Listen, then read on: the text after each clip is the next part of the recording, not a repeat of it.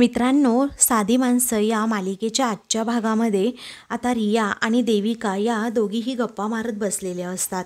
मग मीरा आता रियासाठी कॉफी तर देविकासाठी चहा घेऊन तेथे येते. तरीही देविकाचं आपलं रियाबरोबर बोलणं तसंच सुरू असतं. ती थँक्यू वगैरे काहीही म्हणत नाही. त्यावेळी आता मीरा तिथून जाऊ लागते. तोच रिया तिचा हात पकडते आणि म्हणते, मीरा वहिनी, अगं तू चिडली आहेस का गं माझ्यावर? त्यावेळी मीरा विचारते, मी पण का बरं? त्यावेळी रिया सांगते, अगं पण सत्यदादा माझ्या डॅडाबरोबर खूप चुकीचं वागला. मग त्यासाठी मी स्टँड घेणं गरजेचं आहे ना, आणि चुकीच्या गोष्टींसाठी स्टँड घेतला तर काय हरकत आहे सांग? अगं मी जेव्हा डॅडाला विचारलं ना, मीरा वहिनी खरं काय ते सांग, तेव्हा डॅडाने माझ्या डोक्यावर हात ठेवला, माझी शपथ घेतली आणि मग मला समजलं माझा डॅडा खरं बोलतोय आणि सत्यदादा खोटं बोलतोय.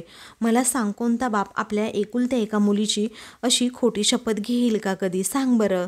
नाही ना घेणार. म्हणूनच मी सत्यदादाला बोलले, बाकी काही नाही. तेव्हा लगेचच आता देविका त्या दोघींकडे पाहू लागते आणि मनातच विचार करते, अरे वा वा, आता चहाबरोबर चविष्ट वादसुद्धा होणार वाटतं. कारण रिया तिच्या बाबांच्या बाजूने आणि मीरा सत्याच्या बाजूने. चला होऊन जाऊ द्या वाद, असा मनात विचार करून त्या दोघींकडे पाहून ती आता हसत असते. तेव्हा आता मीरा म्हणते, जाऊ दे ग रिया, तो विषय नकोच आता. ती पुन्हा किचनकडे चाललेली असते. तेव्हा रिया लगेचच तिला पुन्हा अडवते आणि म्हणते, बरं तो विषय आपल्यात नकोच, पण मी काय म्हणते मीरा वहिनी, अगं तू तुझा चहा घेऊन इकडे बस, आपण दोघीही मस्तपैकी गप्पा मारूयात. तेव्हा मात्र देविकाचा आता चेहराच पडतो. तेव्हा देविका ही आता मनातच विचार करते, बापरे मी काय ठरवलं होतं आणि यांचं काय चाललंय? त्यावेळी मीरा विचारते, मी इथे चहा घेऊन येऊ? तेव्हा रिया म्हणते, काय हरकत आहे अगं, तू ये ना चहा घेऊन. तेव्हा लगेचच आता मीरा ही देविकाकडे पाहते आणि जरा घाबरते. त्यानंतर आता रिया पुन्हा म्हणते, अगं वहिनी ये की चहा घेऊन, आणि तू देविकाकडे पाहू नकोस, तिला काही प्रॉब्लेम नाहीये. मग तरीही मीरा म्हणते की मला खूप कामं आहेत अगं. तेव्हा काय सारखं काम काम करत असतेस? कामं काय होतच राहतात ना. बरं आता एक काम कर, राहू दे, आपण गप्पा मारूयात, असं आता मीराला तिथे बसवत रिया म्हणते. तेव्हा मीरा तिथे बसल्यामुळे आता देविकाचा मात्र जळफळाट होत असतो. त्यानंतर आता रिया म्हणते की मला सांग बरं, तुला काय खायला आवडतं? तेव्हा आता मीरा विचारते, मला? मग मीरा म्हणते, मला व्हेज पॅटीस खूप आवडतं आणि गोडामध्ये म्हणशील तर मला गुलाबजामुन खूप आवडतात. ते रिया म्हणते, मग या विकेंडला ना मी तुझ्यासाठी गुलाबजामुन नक्कीच घेऊन येईल हा. त्यावरती मीरा म्हणते, अगं कशाला, मी आपली असंच बोलले. त्यावरती रिया हसत म्हणते, सुद्धा असंच आणणार आहे तुझ्यासाठी गुलाबजाम. मग देविकाचा मात्र जळफळाट होऊ लागतो. तेव्हा ती म्हणते, अगं रिया, उगीच सणवार नसताना कशाला उगीच गुलाबजामुन आणायचे? म्हणते, अगं असं कसं? देविका, मीरा वहिनी आपल्यासाठी खूप काही करत असते ना, मग तिच्यासाठी असं खायला काहीतरी बाहेरून आणलं तर काय प्रॉब्लेम आहे सांग बरं, हो की नाही? ॲक्च्युली माझा प्रॉब्लेम काय आहे ना, मला स्वयंपाकातलं काही जमत नाही आणि म्हणून तर मी बाहेरून आणणार आहे तुझ्यासाठी गुलाबजामुन. मग आता रिया उलट देविकालाच काम सांगते, ऐक ना देविका, हा आपल्या मीरा वहिनीसाठी बाहेरून गुलाबजामुन आणणार आहे, मग तू काय कर, व्हेज पॅटीस बनव हा घरी आपल्या मीरा वहिनीसाठी. तेव्हा देविका विचारते, काय मी? मग तेवढ्यातच निरूपा आता तेथे रूममधून बाहेर येते आणि या तिघींकडे पाहतच राहते आणि आपण दोघीही मिळून मीरा वहिनीला ना अगदी पार्टी देऊ मस्तपैकी. तेव्हा देविका म्हणते की, अगं रिया, मला सुद्धा ना रेसिपी एवढी येत नाही येते, त्यामुळे मी सुद्धा आपली बाहेरूनच आणेल हा व्हेज पॅटीस. चालेल, नो वरी, बाहेरून घेऊन ये, असं आता रिया म्हणते. तेव्हा देविकाचा आता पुन्हा एकदा चेहराच पडतो. पण आपल्या तिघींची गर्ल्स पार्टी ही झालीच पाहिजे, चालेल ना मीरा वहिनी? मग मीरा हो असं म्हणते. तेव्हा सगळ्याजणी हसत असतात आणि तिघीही छान प्रकारे गप्पा मारू लागतात. तेव्हा लगेचच आता रिया म्हणते, मी तुम्हाला ना डबिंगचे किस्से सांगते, असं म्हणून ती एक एक करून किस्सा मीरा अन देविकाला सांगत असते. त्यावेळी आता हे सगळा प्रकार निरूपा पाहते आणि म्हणते, बापरे, या तिघींनी टीम केली की काय? पण असं होता कामा नये, कारण ही मीरा जर रियाच्या बाजूने गेली किंवा रिया मीराच्या बाजूने गेली तर खरंच आपलं काही खरं नाही. आता या अगोदरच या तिघींनाही तोडायला हवं, असं म्हणून आता तिचा चेहरा अगदी पडलेला असतो. तेवढ्यातच आता तेथे सत्या आणि आजी हे दोघेही येतात आणि निरूपाला विचारतात, काय काय चाललंय काय मनात. तेव्हा सुनमुख पाहतीयस का तू, असं सत्या विचारतो आणि तिच्यावर हसतो. तेव्हा आजी म्हणते, निरूपा तुला एक सांगू का ग, अगं त्या तिघींच्याही नात्याला नजर लावू नकोस अगं. तेव्हा निरूपा घाबरतच म्हणते, नाही नाही मी कशाला नजर लावेन. तेव्हा सत्या सांगतो, ए धूमकेतू मी आजीला घेऊन देवळात जाऊन येतो ग. तेव्हा मीरा म्हणते, हो चालेल. मग आता लगेचच ते दोघेही तेथून जातात. तेव्हा निरूपा आता त्या दोघांकडे पाहत मनात विचार करू लागते, तुम्ही देवाचं दर्शन घ्या, प्रसाद मात्र मीच खाणार. त्यानंतर निरूपा आता आजी गेल्यानंतर लगेच मीराकडे येते.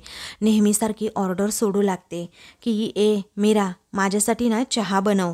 आणि हे बघ सकाळचा चहा असेल ना तो कळकलेला मळकलेला मला अजिबात नकोय, नवीन चहा बनव. तेव्हा मीरा आता गुपचूपच हो असं म्हणते. तेव्हा रिया तिचा हात पकडते आणि म्हणते, अगं मीरा वहिनी तू कुठे चालली, अगं तू इथे बस बरं, अगोदर माझी गोष्ट तरी ऐक. अगं बस ना बस बस.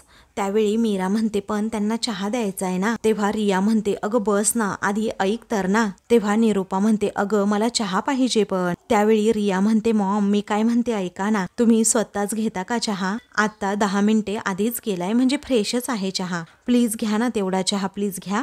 असं म्हणून आता रिया निरूपालाच कामं सांगते आणि तिचा डाव तिच्यावरच पलटी करते. तरीही आता निरूपा ही जागची हालत नाही. ते पाहून आता रिया लगेचच म्हणते, देविका ऐक ना, अगं तू मॉमला जरा चहा गरम करून देतेस का प्लीज प्लीज. असं म्हणून ती देविकाला कामं सांगते आणि मीराबरोबर लगेचच गप्पा मारू लागते, तिला वेगवेगळे किस्से सांगू लागते. तेव्हा निरूपाच आता रागा वैतागाने म्हणते की हो मी माझा घेते चहा. असं म्हणून ती किचनकडे जाते आणि पुन्हा एकदा वैतागून ती या तिघींकडे पाहते आणि म्हणते, 3-3 सुना असूनही काहीच उपयोग नाहीये. ही रिया काय करतीये, माझ्या मुठीतनं त्या मीराला सोडवायला निघालीये, मला आता काहीतरी करायलाच हवं. असं म्हणून ती त्या तिघींकडे पाहत असते. तर रिया कुणाचाही विचार न करता अगदी हसतमुखाने सगळ्यांना किस्से सांगू लागते आणि त्यामुळे सगळ्याजणी खूपच खुश असतात. काही वेळानंतर आता निरूपा चहा वगैरे पिते आणि सारखी दरवाजाकडे पाहत असते. पंकजसुद्धा तिथे सोफ्यावर बसलेला असतो. तेव्हा मीराचं लक्ष नेमकं आता लगेचच निरूपाकडे जातं आणि ती मनात विचार करू लागते की ह्या अशा तिकडे दरवाजाकडे डोळे लावून का बसल्या असतील. तेव्हा मीरा न राहून विचारतेच, काय हो सासूबाई कुणी येणार आहे का. तेवढ्यातच देविकासुद्धा तिथे येऊन बसते. मग आता मीराला उत्तर देत निरूपा सांगत असते की हो हो येणार आहे ना, कुणीतरी पाहुणे येणार आहेत, तू जा तुझं काम कर, आल्यावर तुला समजेलच. मग मीरा आपली होला हो करते आणि काम करू लागते. तेवढ्यातच तेथे आता विक्रांत आणि शलाका हे दोघेही येतात. निरूपा तर त्यांच्या स्वागतासाठी तेथे उभी असतेच आणि मग विचारते, काय आलात का तुम्ही, या या या हा या. तेव्हा ते दोघे आल्यानंतर मात्र मीराला अचानक असा धक्का बसतो की हे दोघे इकडे कशासाठी आले असतील. मग आता रिया रवी कोण आले बघा बरं, असं निरूपा मोठ्यानेच आवाज देत त्यांना बाहेर यायला सांगते. तेव्हा मीरा ये चहा टाक ग पाहुण्यांसाठी पटकन, असं निरूपा तिला आदेश देते. तेवढ्यातच रिया आणि रवी दोघेही बाहेर येतात. त्या दोघांना आता असं आलेलं पाहून इकडे शलाका विक्रम खुश होतात. तर रिया म्हणते, मम्मा डॅडा तुम्ही आलात, असं म्हणून ती त्या दोघांनाही भेटते आणि भेटून झाल्यानंतर म्हणते की तुम्ही कसे आलात अचानक इकडे. त्यानंतर आता काही वेळाने आता मीरा त्यांच्यासाठी तिथे पाणी घेऊन येते. मग रिया आता लगेचच पंकज देविकाची ओळख करून देते विक्रमला आणि शलाकाला. त्यावेळी आता लगेचच विक्रम विचारतो, देविका मी असं ऐकलंय की तू दुबईवरून आहेस, म्हणजे तू दुबईमध्ये राहत होतीस का. त्यावेळी आता देविकालाच धक्का बसतो की मी काय सांगू आता यांना, कारण कसलं दुबईन कसलं काय. त्यावेळी ती म्हणते, मी नाही पण माझे पॅरेंट्स राहतात तिकडे. त्यावेळी दुबई नाही मलेशियाला राहतात, असं आता पंकज म्हणतो. त्यावेळी रिया सांगते, ॲक्च्युली बाबा काय आहे ना, यांचे ना तिथे 5 स्टार हॉटेल्स आहेत आणि देविकाचं ना स्वतःचं पार्लर आहे. नाव काय आहे ग तुझ्या पार्लरचं, निरूपा पार्लर. मग निरूपा आणि सुधाकरराव बाहेर येतात. तर निरूपा म्हणते, हो माझ्याच नावावर आहे ते पार्लर. तेव्हा सुधाकरराव बाहेर आल्याबरोबर लगेचच विक्रांतला नमस्कार म्हणतात आणि आज असं अचानक कसं येणं केलं असं विचारतात. मग आता विक्रांत म्हणतो, आता या लोकांनी पळून जाऊन लग्न केलं तेव्हा मी माझ्या मुलीला काही देऊ शकलो नाही, म्हणजे रियाला, त्यामुळे तिच्यासाठी मी काही गिफ्ट्स घेऊन आलोय आणि मी तेच द्यायला इकडे आलोय. तेव्हा सगळेजण विक्रांतकडे आता पाहू लागतात. तर मीरा आणि सुधाकर राव सोडून सगळेजण एक्साइट असतात की नक्की त्यामध्ये काय गिफ्ट असेल. त्यानंतर शलाका अगं त्यांना गिफ्ट दाखव ना असं आता विक्रांत म्हणतो. तेव्हा लगेचच शलाका आता एक एक करून प्रत्येक सेट आता सोन्याचा दाखवू लागते. तिने आता 2-3 नेकलेससुद्धा सोन्याचे आणलेले असतात, ते फक्त रियासाठी. हे सगळं पाहून मात्र निरूपा त्याचबरोबर पंकज आणि देविका या तिघांचेही अगदी डोळेच गरगर फिरू लागतात, कारण ते खूप मोठे मोठे सेट असतात. तर रवीला अजिबातच ते आवडत नसतं.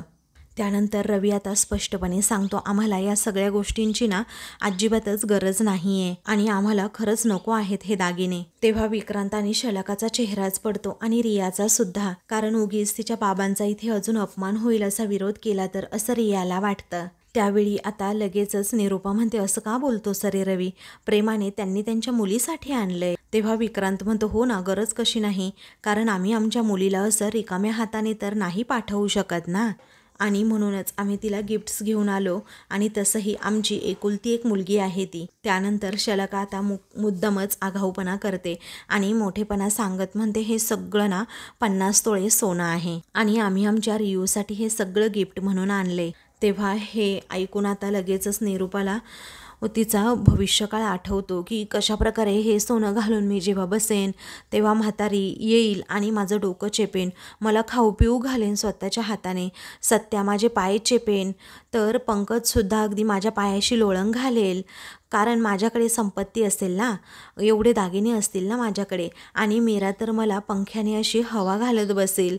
हे सगळं तिला एका क्षणात आठवतं आणि हे आठवल्यानंतर मात्र आता ती त्या स्वप्नातून जेव्हा जागी होते तेव्हा तिला समजतं की हे सगळं रियाचं आहे. आता 50 तोळे सोने मिळणार म्हणून निरूपा खुश होते खरं आणि विचारते, काय 50 तोळेच तुम्ही सोने घेऊन आलात का? त्यावेळी मीरा मनात विचार करते की एवढं सोनं म्हटल्यानंतर सासूबाईंना काय बोलू हे अजिबात सुचत नसणार. त्यानंतर विक्रांत म्हणतो, हो हे तर आत्तासाठीच आहे फक्त, आणि सणवार आले ना आम्ही आमच्या रियाला अजून खूप काही गिफ्ट्स देणार आहोत. तेव्हा सगळेजण धक्क्याने विक्रमकडे पाहतात. निरूपा, देविका, पंकजला आनंद होतो खरं, पण मीरा, सुधाकर राव आणि रवी यांना अजिबात ही गोष्ट आवडत नसते. तेव्हा देविका मनातच विचार करू लागते, हे असेच जर सोन्याचे गिफ्ट्स आणत राहिले माझ्यापेक्षा सर्वात जास्त हे रियाचंच इम्पॉर्टन्स वाढेल.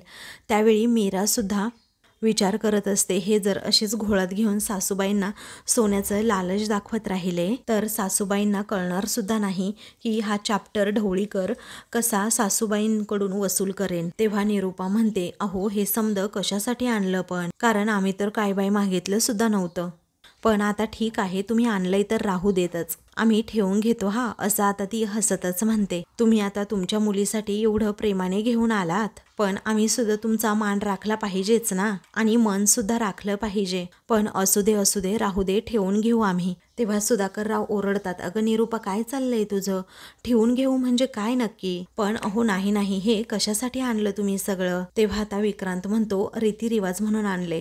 तेव्हा सुधाकर राव म्हणतात, अहो आम्ही असले रीतिरिवाज वगैरे काही मानत नाही आणि आम्ही हे दागिने सुद्धा नाही घेऊ शकत. तेव्हा मीरा सुद्धा म्हणते, बाबा म्हणतात ना आमचे ते बरोबर आहे, अहो सोन्यासारखी तुमची मुलगी रिया आमच्या घरी आली हेच आमच्यासाठी खूप आहे, आम्हाला दागिने वगैरेची गरज नाहीये, असं म्हणून मीरा मनाचा मोठेपणा दाखवते. तेव्हा देविकाच्या जीवात जीव येतो. त्यानंतर आता निरूपाला मात्र राग आलेला असतो. तेव्हा मीरा म्हणते, आणि तसंही आमच्या घरात अशी सोन्याची ना कुणाला हौसच नाहीये, त्यामुळे राहू द्या, आमच्यासाठी रिया इथे आली ना तेच खूप आहे. तेव्हा आता निरूपा काही बोलणार, पण तेवढ्यातच ती तिचं तोंड गप्प ठेवते. मग रवी म्हणतो, हो आमच्या वहिनीचं ना बरोबर आहे. तेव्हा आता सुधाकर राव म्हणतात, बरोबर आहे, आणि तसंही तुम्ही माझ्यावर खूप मोठा आरोप लावला होता की मी माझ्या मुलाला पैशांसाठी, सोन्या नाण्यासाठी तुमच्या मुलीच्या पाठीमागे लावलं होतं, आणि आता आम्ही हे सगळं घेतलं तर तुमचा आरोप लगेचच खरा ठरेल, पण नको हे आम्हाला नकोच आहे, असं आता सुधाकर राव म्हणतात आणि हात जोडतात. तेव्हा निरूपाचा आता चेहराच पडतो, पण तिला सारखं ते स्वप्न आठवत असतं की कशा प्रकारे मला हे सोनं मिळाल्यानंतर घरातील सगळेजण माझी अगदी सेवा करतील, आणि जर हे सोनं आत्ता ठेवून नाही घेतलं तर लगेचच माझ्यापासून सगळेजण दुरावतील, माझं कुणीही काही करणार नाही, असं निरूपाच्या एका क्षणी मनात येतं. आणि माझ्या अंगावर एकही दागिना नसेल, हे सगळं आठवतात म्हणताच निरूपाला अगदी शॉकच बसतो। त्यानंतर विक्रम उठतो आणि म्हणतो, सुधाकर हा सगळा पास्ट होता, मी हे सगळं काही आता विसरलोय। माझ्या मुलीला जे काही हवंय ते मी देतोय, कारण माझ्या मुलीने लग्न केलं तुझ्या मुलाशी म्हटल्यानंतर माझी सुद्धा काहीतरी जबाबदारी आहे, एक वडील म्हणून तिच्यासाठी काहीतरी करण्याची। त्यामुळे असं नाही म्हणू नको सुधाकर, मी सगळं काही अगोदरचं विसरलेलो आहे आणि आज जर मी माझ्या मुलीला काही दिलं नाही तर उद्या तिची या घरामध्ये ना खरंच काही अशी व्हॅल्यू राहणार नाही। त्यामुळे तुम्ही प्लीज हे ॲक्सेप्ट करा, असं आता लगेचच विक्रांत म्हणतो। त्यावेळी आता सुधाकरराव हात जोडतात आणि म्हणतात, साहेब मी खरं सांगतोय, आम्हाला हे दागिने वगैरे काहीही नको आहेत, अहो घेऊन जा तुम्ही हे सगळं, असं तो सतत म्हणत असतो। त्यावरती आता निरूपा म्हणते, अहो काय बोलताय काय तुम्ही, घेऊन जा म्हणजे घेऊन जा, असं कसं ते घेऊन जाणार ना, त्यांनी त्यांच्या लेकीसाठी एवढं आणलंय आणि तशी सुद्धा ही रीत आहे, आईबापाने हे पुण्य कमवायचं असतं, हे सगळं काही लेकीला दान देऊन, आणि त्यांचंच हे पुण्य तुम्ही त्यांच्यापासून असं हिरावून नाही घेऊ शकत। तेव्हा असं म्हणून ती रवी आणि रियाला पुढे यायला सांगते, आईबाबांचा आशीर्वादसुद्धा घ्यायला सांगते। तेव्हा आता हो हो येते हा, असं म्हणून रिया अगोदर पुढे जात। मग आता नाईलाजाने लगेचच रवीला सुद्धा त्या दोघांच्या पाया पडावं लागतं। तेव्हा आयुष्यमान भव असा आशीर्वाद विक्रांत आणि शलाका हे त्या दोघांनाही देतात। मग आता निरूपात सगळं काही ठरवून टाकते आणि म्हणते की तुमच्या लेकीला आणि जावयाला हवं ते देऊ शकता तुम्ही। मग आता विक्रांत आणि शलाका खूप खुश होतात, कारण ते दागिने ते देणार असतात। सुधाकरराव म्हणतात, थांबा जरा, तुम्हाला जर तुमच्या मुलीला आणि जावयाला काही दान द्यायचं असेल ना तर 101 रुपया द्या आणि विषय संपवा, कारण काय आहे ना, दान देणं महत्त्वाचं आहे, ते दान किती मोठं आहे किंवा छोटं आहे हे महत्त्वाचं नसतं। त्यावेळी विक्रांत म्हणतो, हे बघ सुधाकर, अरे आय एम व्हेरी शुअर की जे काही आणलं ते एवढंच आहे, परंतु तुझ्या मोठ्या सुनेने खूप काही दागदागिने आणले असतील माहेरहून, कारण तिचे बाबा हॉटेलियर आहेत राईट। सगळेजण देविकाकडे अगदी निरखून पाहू लागतात। तेव्हा निरूपा म्हणते, त्यांचं काय झालं, लग्न एकदमच असं घाईघाईत झालं ना, त्यामुळे तिच्या बाबांना असं येता नाही आलं, ते खूप मोठे बिझनेसमॅन सुद्धा आहेत ना, पण मी तुम्हाला अगदी खात्रीने सांगते, जेव्हा केव्हा येतील ना याच्यापेक्षा 5 पटीने ते नक्कीच घेऊन येतील। तेव्हा पंकज आणि निरूपा होला हो करत असतात। मग आता त्यावेळी विक्रांत म्हणतो, अरे वा, सगळ्या सुनेच्या माहेरवरून काही ना काही बरंच आलेलं दिसतंय, की उरलेल्यांनी फक्त तुळशीपत्र ठेवले, असा अपमान तो मीराचा करत तिच्याकडे पाहतच म्हणतो। तेव्हा मीराला आता खूप वाईट वाटतं, तर सगळेजण मीराकडे पाहतात। तर आता विक्रांतने असा अपमान केल्यामुळे मात्र सुधाकरराव हे रागातच विक्रमकडे पाहू लागतात। तर दुसरीकडे सत्या आपल्या गाडीमधून आजीला तिकडे मंदिरामध्ये घेऊन चाललेला असतो। तेव्हा आजी आता म्हणतात, सत्या मला तुळशीपत्र, बेलपत्र, फुलं वगैरे सगळं घ्यायचं आहे हा देवासाठी। त्यावेळी आता सत्या म्हणतो की सासूच्या दुकानावरच जाऊ की, मग चल ना। तेव्हा आजी म्हणतात की चालेल चालेल। त्यानंतर आजी आता म्हणतात की चल ना आपण जाऊयात त्यांच्या दुकानावर। तेवढ्यातच आता समोरून त्यांना लक्ष्मी आणि मधू या दोघीही येताना दिसतात। तेव्हा सत्या गाडी थांबवतो आणि म्हणतो, ए बारके सासू, असं म्हणून आता तो त्यांना जवळ बोलवतो। त्या दोघींनाही आता सत्या आजी दिसल्यामुळे खूप म्हणजे खूपच आनंद होतो। तेव्हा आजी आणि सत्या गाडीतून खाली उतरतात। तेव्हा आजी तुम्ही कशा आहात असं लक्ष्मी विचारते। तेव्हा आजी म्हणते, मी अगदी मस्त। तर लक्ष्मी म्हणते, अहो घरी चला की चहा प्यायला। तेव्हा आजी म्हणते, नको नको आत्ता नको। तेव्हा आता काय सत्यदादा, काय मग कशी आहे तुझी डार्लिंग, असं मधू हसतच विचारते। तेव्हा सत्या सांगतो, एकदम झकास आहे माझी डार्लिंग, ती सुद्धा आणि मी सुद्धा। त्यावेळी मधू म्हणते, सत्यदादा तुझी डार्लिंग तुझ्याकडे पुन्हा आली, म्हणजे कसला लकी आहेस रे तू। त्यावरती सत्या म्हणतो, हे सगळं ना फक्त आणि फक्त धूमकेतूमुळे शक्य झाले, आणि तिनेच तर केलंय हे सगळं, कारण तीच तर घेऊन आलीये परत आपली गाडी इकडे।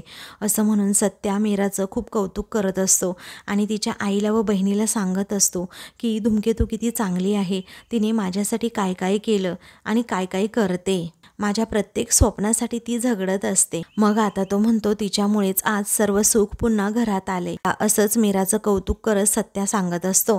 तर दुसरीकडे निरूपा ही विक्रांतला म्हणत असते, नाही आलं हिच्या घराकडनं, हे गरीब घरचे काय आणणार, असं म्हणून मीराचा ती अपमान करते। तेव्हा सगळेजण धक्क्याने मीराकडे पाहतात, कारण ती अगदी मीराचा तोंडावरच अपमान करू लागते। कारण हिचा बाप यांच्या ट्रेन खाली येऊन तर मेला आणि यांनी काय केलं तर तिला सून म्हणून आणलं घरात आणि आता तिच्या अंगावर जे काही सोनं दिसतंय ना ते फक्त आम्हीच घातलंय. यांच्याकडे काय आहे, 2 वेळ खाण्यापिण्याचे सुद्धा वांदे आहेत यांचे, असं म्हणून ती मीराच्या गरीब परिस्थितीबद्दल सगळं काही विक्रांत आणि शलाकाला सांगते. तेव्हा मात्र आता ते दोघेही मीरावर हसतात. मीराला मात्र राग आलेला असतो, पण आता ती निरूपाच्या तोंडाला लागत नाही. तर रवी, रिया आणि बाकी सगळ्यांनाच धक्का बसतो, कारण सरळ सरळ असा एखाद्याचा अपमान करणं हे कुणाला घरात पटत नसतं. तर आता या परिस्थितीमुळे मीराच्या डोळ्यात मात्र पाणी येतं आणि ती बिचारी गप शांत राहते. तर आता मित्रांनो, पुढील भागामध्ये मीरा देवासमोर बसलेली असते. तेव्हा निरूपा म्हणते, बरीच कामं पडली आहेत, चल सगळे आवरून घे. काय ऐकायला आलं नाही का तुला?